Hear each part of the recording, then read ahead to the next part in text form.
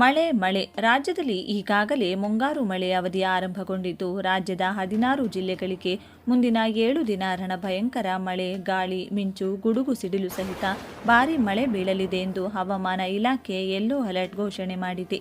ಕರ್ನಾಟಕದ 16 ಜಿಲ್ಲೆಗಳಿಗೆ ಇವತ್ತಿನಿಂದ ಸತತವಾಗಿ ಮುಂದಿನ 7 ದಿನಗಳ ಕಾಲ ಯೆಲ್ಲೋ ಅಲರ್ಟ್ ಘೋಷಣೆ ಬೆನ್ನಲ್ಲೇ ರೈತರು ಹಾಗೂ ಸಾರ್ವಜನಿಕರಿಗೆ ಅಗತ್ಯ ಮುನ್ನೆಚ್ಚರಿಕೆಯ ಕ್ರಮಗಳನ್ನು ತೆಗೆದುಕೊಳ್ಳಲು ಸೂಚಿಸಲಾಗಿದೆ.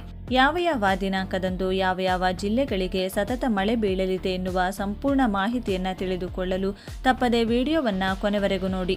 ಹಾಗೂ ಹವಾಮಾನದ ಕುರಿತಾಗಿ ಮಾಹಿತಿ ನೀಡುತ್ತಿರುವುದು ಇದು ಒಳ್ಳೆಯ ಕೆಲಸ ಅನ್ನುವ ನಿಮ್ಮ ಅಭಿಪ್ರಾಯವಾಗಿದ್ದರೆ ಈ ವಿಡಿಯೋಗೆ ಒಂದು ಲೈಕ್ ಮಾಡಿ.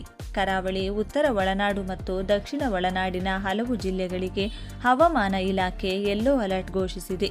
ಬೆಂಗಳೂರು ನಗರ ಹಾಗೂ ಸುತ್ತಮುತ್ತಲಿನ ಜಿಲ್ಲೆಗಳಲ್ಲಿಯೂ ಕೂಡ ಮುಂಜಾನೆಯಿಂದಲೇ ಮೋಡ ಕವಿದ ವಾತಾವರಣವಿರಲಿದ್ದು, ಮಧ್ಯಾಹ್ನ ಅಥವಾ ಸಂಜೆಯ ವೇಳೆಗೆ ಗುಡುಗು, ಮಿಂಚು ಸಹಿತ ಸಾಧಾರಣದಿಂದ ಭಾರೀ ಮಳೆಯಾಗುವ ಸಾಧ್ಯತೆ ಇದೆ. ಬಿರುಗಾಳಿಯ ವೇಗ ಗಂಟೆಗೆ 40ರಿಂದ 50 ಕಿಲೋಮೀಟರ್ವರೆಗೆ ಬೀಸುವ ನಿರೀಕ್ಷೆ ಇರುವುದರಿಂದ ಸಾರ್ವಜನಿಕರು ಎಚ್ಚರಿಕೆಯಿಂದ ಇರಲು ಹವಾಮಾನ ಇಲಾಖೆ ಕಟ್ಟುನಿಟ್ಟಿನ ಸೂಚನೆ ನೀಡಿದೆ. ಮಳೆಯ ನಿರಂತರ ಪ್ರಭಾವದಿಂದಾಗಿ ರಾಜಧಾನಿ ಬೆಂಗಳೂರಿನಲ್ಲಿ ತಾಪಮಾನ ಗಣನೀಯವಾಗಿ ಇಳಿಕೆಯಾಗಿದೆ. ಸಾಮಾನ್ಯವಾಗಿ 34 ಡಿಗ್ರಿ ಸೆಲ್ಸಿಯಸ್ ಆಸುಪಾಸಿನಲ್ಲಿರುತ್ತಿದ್ದ ಗರಿಷ್ಠ ತಾಪಮಾನವು ಈಗ 32 ಡಿಗ್ರಿ ಸೆಲ್ಸಿಯಸ್ಗೆ ಕುಸಿದಿದೆ. ಅದೇ ರೀತಿ ಕನಿಷ್ಠ ತಾಪಮಾನ 22ರಿಂದ 23 ಡಿಗ್ರಿ ಸೆಲ್ಸಿಯಸ್ ಆಸುಪಾಸಿನಲ್ಲಿರಲಿದೆ ಎಂದು ವರದಿಗಳು ತಿಳಿಸಿವೆ. ಇದರಿಂದಾಗಿ ಸುಡು ಬಿಸಿಲಿನ ಬೇಸಿಗೆಯಿಂದ ಕಂಗೆಟ್ಟಿದ್ದ ಜನತೆಗೆ ತಂಪಾದ ವಾತಾವರಣ ಭಾರೀ ನೆಮ್ಮದಿ ತಂದಿದೆ.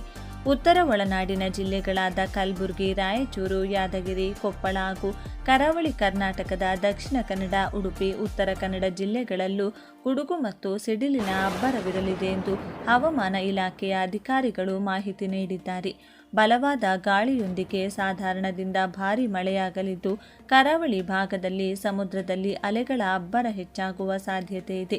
ಆದ್ದರಿಂದ ಮುನ್ನೆಚ್ಚರಿಕಾ ಕ್ರಮವಾಗಿ ಮೀನುಗಾರರು ಸಮುದ್ರಕ್ಕೆ ಇಳಿಯದಂತೆ ಸೂಚಿಸಲಾಗಿದೆ. ರೈತಾಪಿ ವರ್ಗಕ್ಕೂ ಈ ಮಳೆ ಬಹುದೊಡ್ಡ ಸಂತಸ ತಂದಿದ್ದು, ಮುಂಗಾರು ಮಳೆಯ ಆಗಮನಕ್ಕೆ ಮುನ್ನವೇ ಭೂಮಿ ಹದಗೊಳ್ಳುತ್ತಿದೆ. ಬಿತ್ತನೆ ಕಾರ್ಯಗಳಿಗೆ ಸಿದ್ಧತೆ ಮಾಡಿಕೊಳ್ಳಲು ರೈತರಿಗೆ ಇದು ಸಕಾಲವಾಗಿದೆ. ಆದರೆ ಭಾರೀ ಬಿರುಗಾಳಿಯಿಂದಾಗಿ ಅಲ್ಲಲ್ಲಿ ಮರಗಳು ಉರುಳಿ ಬೀಳುವ ಮತ್ತು ವಿದ್ಯುತ್ ಕಂಬಗಳಿಗೆ ಹಾನಿಯಾಗುವ ಸಾಧ್ಯತೆಗಳಿರುವುದರಿಂದ ಬೆಳೆ ಹಾನಿಯ ಆತಂಕವು ಕೆಲ ಭಾಗಗಳಲ್ಲಿ ಮನೆ ಮಾಡಿದೆ. ರಾಜ್ಯದಲ್ಲಿ ಮುಂದಿನ ಕೆಲವು ದಿನಗಳ ಕಾಲ ಅಂದರೆ ವಾರಾಂತ್ಯದವರೆಗೂ ಇದೇ ರೀತಿಯ ಮಳೆ ಮತ್ತು ಚಳಿಯ ವಾತಾವರಣ ಮುಂದುವರಿಯುವ ಸಾಧ್ಯತೆ ಇದೆ ಎಂದು ಹವಾಮಾನ ತಜ್ಞರು ವಿಶ್ಲೇಷಿಸಿದ್ದಾರೆ. ಬಂಗಾಳ ಕೊಲ್ಲಿಯಲ್ಲಿ ಸೃಷ್ಟಿಯಾಗಿರುವ ತೀವ್ರ ವಾಯುಭಾರ ಕುಸಿತದ ಹಿನ್ನೆಲೆಯಲ್ಲಿ ರಾಜ್ಯದಾದ್ಯಂತ ಮುಂಗಾರು ಪೂರ್ವ ಚುರುಕುಗೊಂಡಿದ್ದು, ಮುಂದಿನ 7 ದಿನಗಳ ಕಾಲ ಭಾರೀ ಮಳೆಯಾಗಲಿದೆ. ಕರಾವಳಿ ಜಿಲ್ಲೆಗಳಾದ ದಕ್ಷಿಣ ಕನ್ನಡ, ಉಡುಪಿ ಹಾಗೂ ಉತ್ತರ ಕನ್ನಡದಲ್ಲಿ ಸಮುದ್ರದ ಅಲೆಗಳ ಅಬ್ಬರ ಹೆಚ್ಚಾಗಿದ್ದು, ಮೀನುಗಾರರು ಕಡಲಿಗೆ ಇಳಿಯದಂತೆ ಕಟ್ಟುನಿಟ್ಟಿನ ಸೂಚನೆ ನೀಡಲಾಗಿದೆ. ಇತ್ತ ದಕ್ಷಿಣ ಒಳನಾಡಿನ ಮೈಸೂರು, ಮಂಡ್ಯ, ಚಾಮರಾಜನಗರ ಹಾಗೂ ತುಮಕೂರು ಜಿಲ್ಲೆಗಳಲ್ಲಿ ಇಂದು ಮತ್ತು ನಾಳೆ ಗುಡುಗು ಸಿಡಿಲು ಸಹಿತ ಅತಿ ಭಾರೀ ಮಳೆಯಾಗುವ ಮುನ್ಸೂಚನೆ ಇದ್ದು, ಮುನ್ನೆಚ್ಚರಿಕೆ ವಹಿಸಲು ಕೋರಲಾಗಿದೆ. ಮಲೆನಾಡು ಭಾಗದ ಶಿವಮೊಗ್ಗ, ಚಿಕ್ಕಮಗಳೂರು ಮತ್ತು ಮಡಿಕೇರಿಯಲ್ಲಿ ನಿರಂತರ ಮೋಡ ಕವಿದ ವಾತಾವರಣವಿದ್ದು, ಸಂಜೆ ವೇಳೆಗೆ ಭಾರೀ ಮಳೆ ಸುರಿಯುವ ಸಾಧ್ಯತೆ ಇದೆ.